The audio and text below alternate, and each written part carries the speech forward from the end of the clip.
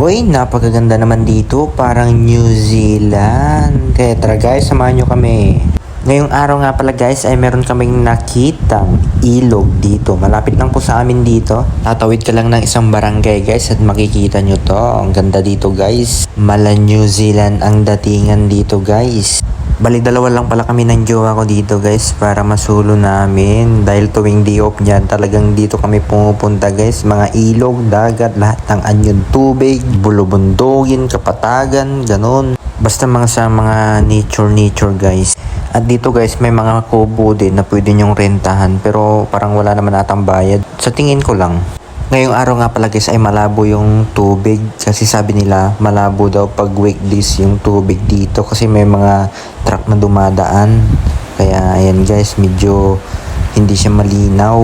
Pinakamaganda daw na puntahan dito is Sunday kasi walang mga truck na dumadaan kaya malinaw daw ang mga tubig dito. Syempre pahinga naman nila, 'di ba?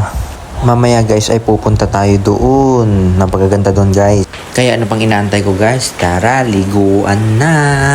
So dito guys nagpaanod-anod ako pero masakit pala to sa legs. Ang daming bato na matutulis. Kaya ayan guys.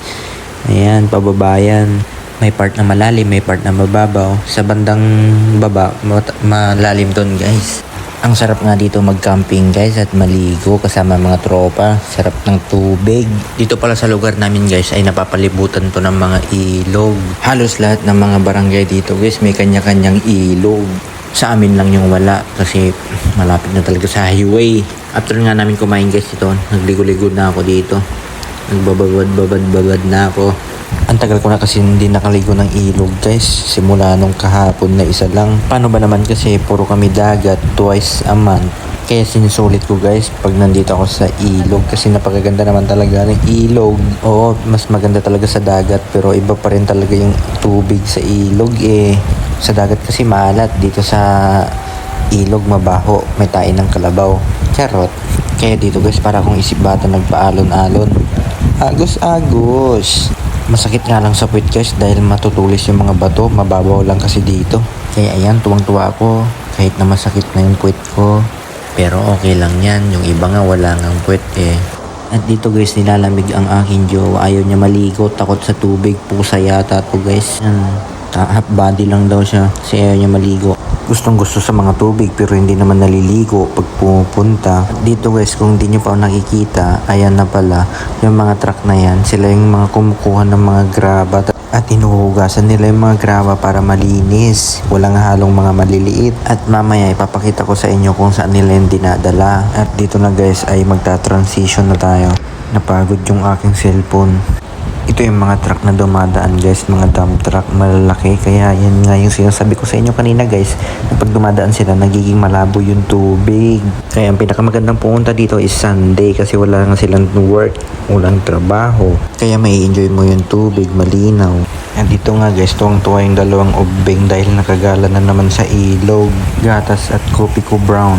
Grabe ba naman yung kapit oh. Kala mo naman iiwanan ko. Iaanod ka lang yan. Pero ako pa rin ang sasagip sa'yo. Cute! Ang pretty naman guys, oh. Siya muna daw magiging vlogger ngayon. And guys, pupunta tayo dyan, oh. Sa may parang New Zealand. Gagayad tayo ng aso, ayun yung aso. Doon daw yung daan, sabi nung aso. Kaya tara! Ayan yung aso guys, so inaantay niya kami. Sabi niya, bakit daw ang tatagal namin? Sorry na aso. Sige na, mauna ka na.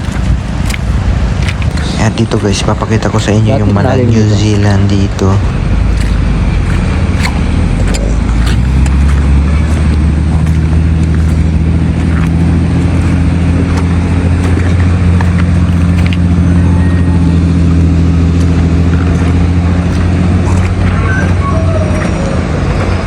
Guys, oh. Ganda. Meron silang swimming pool dito. You know?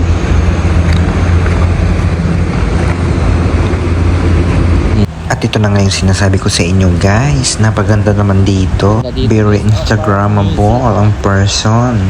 Ang sarap naman maghabulan dito guys. Luksong baga, tinikling, kahit ano pa. tagu-taguan, tapos tago ka dyan sa tubig. At yan pala yung tubig guys, kulay green. Tingnan nyo naman guys, napakaganda dito. Ay kung talagang nature lover ka guys, talagang ma-appreciate mo to guys. Napakaganda talaga. Para ka na rin nasa ibang bansa. Kaya dito guys, naglakad-lakad muna ako saglit dahil napakaganda talaga maglakad dito at magtakbuhan. Niyaya ko ngayon jowa ko dito guys na maghabulan kasi sabi niya matanda na daw ako. Baka sumakit na naman ang aking tuhod. Charot. At dito guys, meron silang balsa na ginawa. Ayan, yung mga tao dito na nakatira sa ibang kabilang ilog. Sa inyo ba guys, ano bang tawag sa inyo yan? Yung nakalutang na kawayan. So bali, hilahin mo nga lang yung lubid guys para makapunta ka sa kabilang ilog. Gusto namin maligo dito guys kasi medyo nakakatakot yung tubig. Pero nung pagdating namin dito guys, maraming naliligo kaso ngayon wala na. Umalis na sila. At tignan nyo naman yung tubig guys, napakatahimik. Mas lalong gaganda to siguro guys pag blue yung tubig. Eh di kulayan mo, ginusto mo yan eh, di gawin mo. At dito guys, sumakay kami sa balsa. Balak namin siyang punta sa kabila kaso wag na. Baka di na kami makabalik, charot. Nung bata pala kami guys, ganito lagi yung ginagawa namin tuwing pumapasok kami ng school. Nagbabalsa kami kasi nga medyo malalim yung tubig doon sa amin. Kaya sanay din ako magbalsa nito guys. Sinukat namin yung tubig guys, kala ko malalim hanggang leg ko lang pala. Pero baka sa bandang gitna is lampas tao na.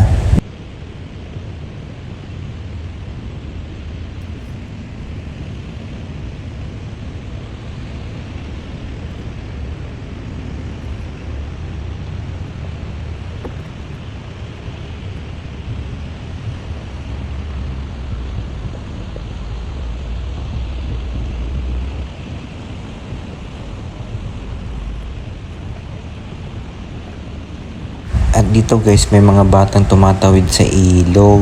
Naalala ko tuloy guys, nung high school ako, ganyan din kami ng mga pinsan ko.